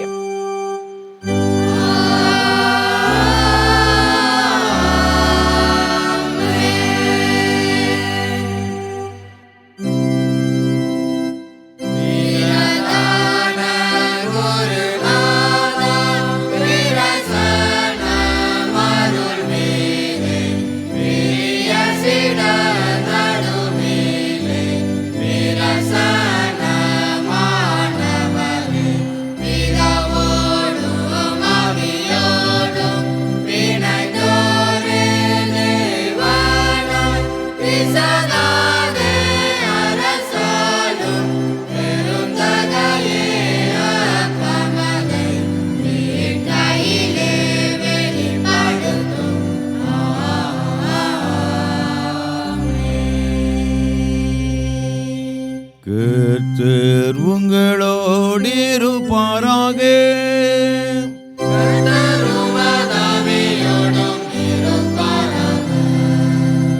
உங்கள் இதயத்தை உயர்த்திடுங்கள்.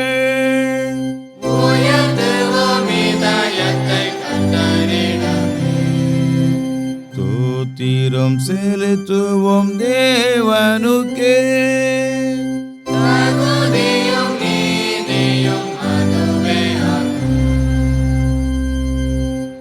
கர்த்தாவே, பரிசுத்த பிதாவே, சர்வ வல்லமையுள்ள நித்திய தேவனே, நாங்கள் எக்காலத்திலும் எவ்விடத்திலும் உமக்கு தோத்திரம் செலுத்துகிறது தகுதியும் நீதியும் எங்களுக்கு விசேஷித்த கடமையுமாய் இருக்கிறது. உமது குமாரனும் எங்கள் ஆண்டவருமாய் இயேசு கிறிஸ்துவின் மூலமாக நீர் வானங்களையும் பூமியையும் அவைகளில் எல்லாவற்றை சிருஷ்டித்தீர். மனு குலத்தை சாயலாக உண்டாக்கினீர். நாங்கள் பாவத்து விழுந்தபோது புது சிருஷ்டிப்பவர்களாக நீர் எங்களை மீட்டு கொண்டீர்.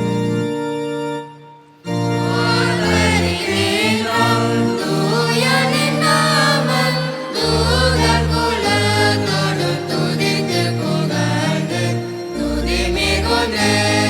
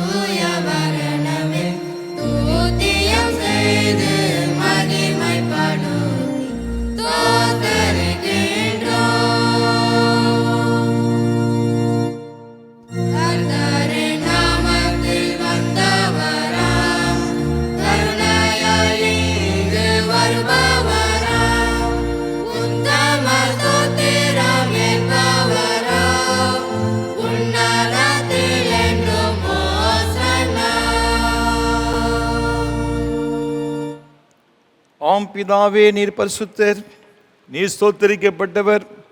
தேவரின் மனிதர் உருக்கமாக அன்பு கூர்ந்து முதுவரே பேரான குமாரனாகிய இயேசு கிறிஸ்து எங்கள் தன்மையை தரித்து கொள்ளவும், சிலுவையில் மரித்து எங்களை மீட்டுக் கொள்ளவும் அவரை தந்தருளினரே.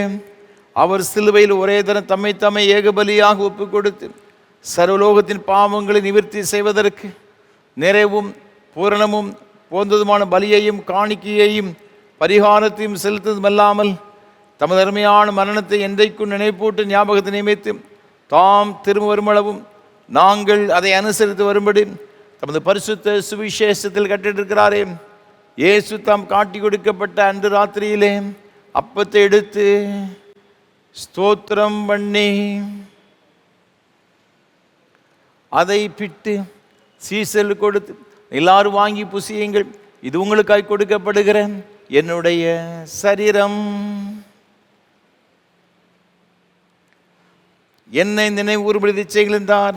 அப்படி ராபோஜன பண்ணின பின்பு பாத்திரத்தை எடுத்து ஸ்தோத்திரம் பண்ணி அவர்களுக்கு கொடுத்து, நீங்கள் எல்லாரும் இதில் பானம் பண்ணுங்கள், இது பாவம் மன்னிப்பு உண்டாகும்படி உங்களுக்காக அநேகருக்கு சிந்தப்படுகிற புது உடன்படிக்கைக்குரிய என்னுடைய இரத்தம்.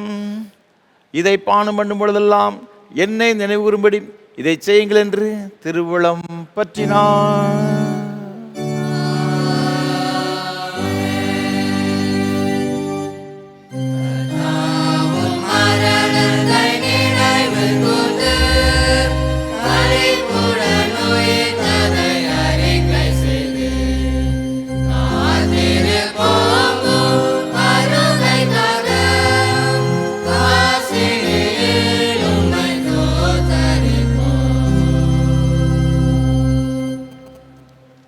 ஆதலால் பிதாவே, உமது குமாரனாகிய ஆண்டவரின் அருமையான பாடுகளையும் மரணத்தையும் மகிமையான உயிர்த்தெழுதலையும் பரமேறுதலை நினைவுகூர்ந்து உமது அடியார்களாகி நாங்கள் அவருடைய கட்டளையின்படியே அவர் வருகை எதிர்நோக்கிறவர்களாக இதை செய்கிறோம். அவரில் நீர் எங்களுக்காக நிறைவேற்றின பூரண மீட்புக்காக உமக்கு நன்றி செலுத்துகிறோம்.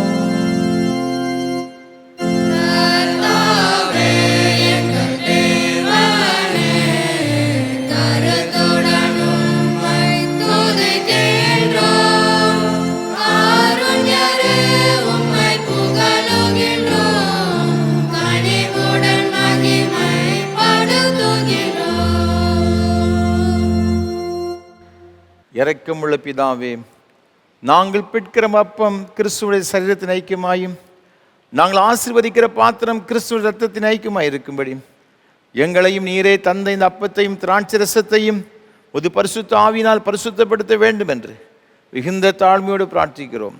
நாங்கள் எல்லாரும் எங்கள் ஆண்டவராகி கிறிஸ்துவில் கூட்டி இணைக்கப்பட்டவர்களாகி விசுவாசத்தில் ஒருமைப்படவும் தலையாகி அவருக்குள் எல்லாவற்றிலையும் வளரவும் கிருபை செய்யும். அவரோடு பரிசுத்த ஆவியோடு ஐக்கியமாயிருக்கிற சர்வ வல்லமையுள்ள பிதாவாகி உமக்கு அவர் மூலமாய் சகல கனமும் மகிமையும் என்றென்றைக்கும் உண்டாவதாக.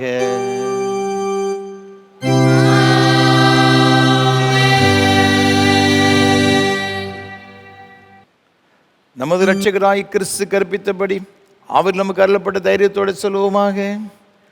பரமண்டலங்கள் இருக்கிற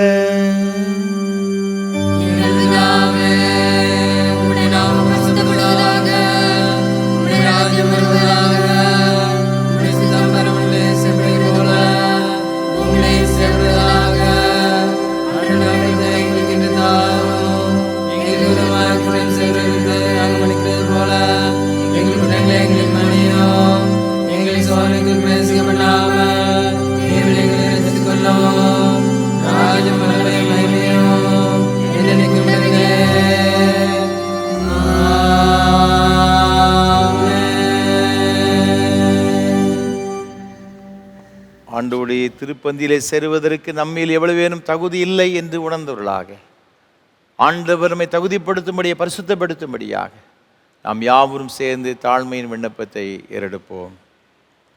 இரக்கமுள்ள கர்த்தாவே, எங்கள் சுயநீதியை நம்பி நாங்கள் உடைய பந்தியில் சேர துணியாமல் தேவரையுடைய அளவற்ற இரக்கத்தை நம்பி சேர்கிறோம். உடைய மேஜையின் கேள்வியிலும் துணிக்கைகளையும் பொறுக்கிக் கொள்ள நாங்கள் பாத்திரலர். ஆனாலும் தேவரீர் எப்பொழுதும் இரக்கம் செய்கிற அச்சமுடைய மாறாத ஆண்டவராக இருக்கிறீர். ஆகையால் கிருபை உள்ள கர்த்தாவே, அருமையான குமாரனாகிய இயேசு கிறிஸ்துவின் விலைமதியாத சரீரத்தாலும் இரத்தத்தாலும் எங்கள் பாவமுள்ள சரீரமும் ஆத்மாவும் சுத்தமாய் எப்பொழுதும் நாங்கள் அவருக்குள்ளும் அவர் எங்களுக்குள் வாசமாய் இருப்பதற்கு ஏற்ற விதமாய் சரீரத்தை புசித்து அவர் இரத்தத்தை பானம் பண்ண எங்களுக்கு கிருபை செய்தருளும். ஆமேன். நாம் பிடிக்கிறப்பம் கிறிஸ்துவின் சரீரத்தின் ஐக்கியமா இருக்கிறது அல்லவா?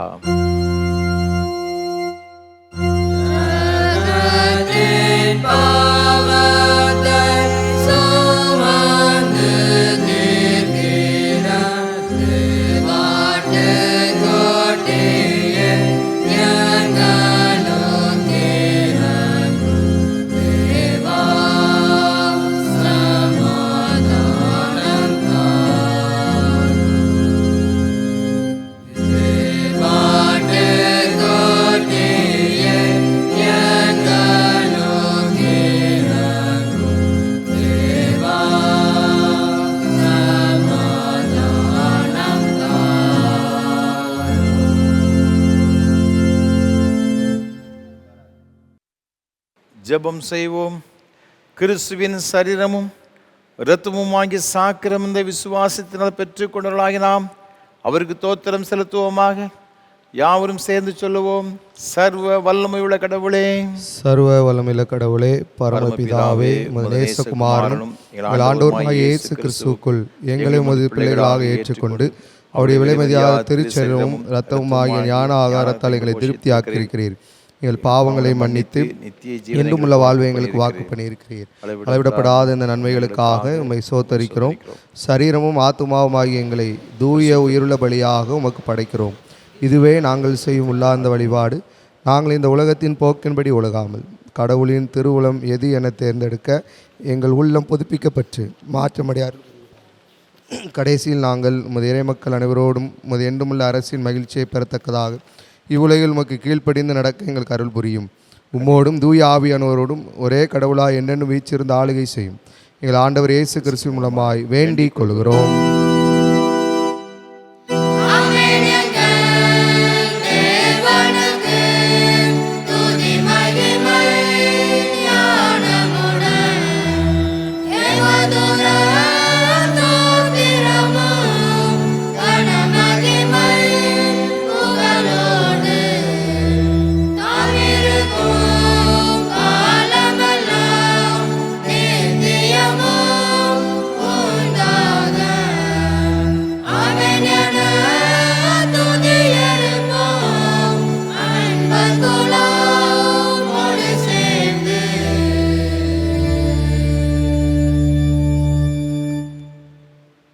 எல்லா புத்திக்கு மேலான தேவ சமாதானங்களோடு கூட இருந்து நீங்கள் தேவனையும் அவருடைய குமாரனாகிய நாதர் இயேசு கிறிஸ்துவை அறிகிற அறிவிலும் அன்பில் நிலைத்திருக்கும்படி உங்கள் இதயத்தை சிதை காக்கிடுவது பிதா, குமாரன், பரிசுத்த ஆவியாகிய சர்வ வல்லமை பொருந்த தேவனுடைய ஆசீர்வாதங்களோடு கூட இருந்து இன்றும் என்னும் சதா காலங்களிலும் உங்களோட நிலைத்திருக்க கடவது.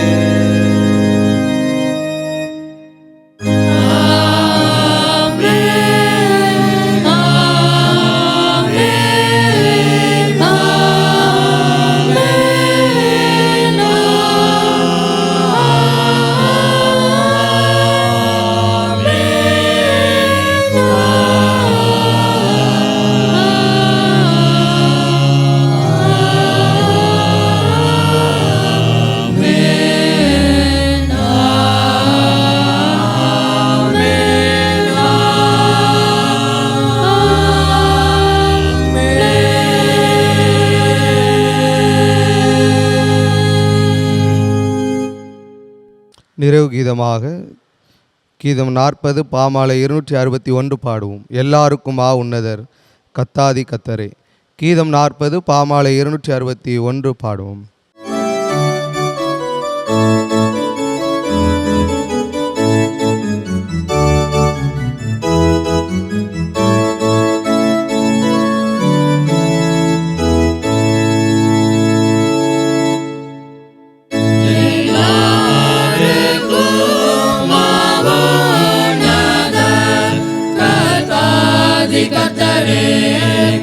Kata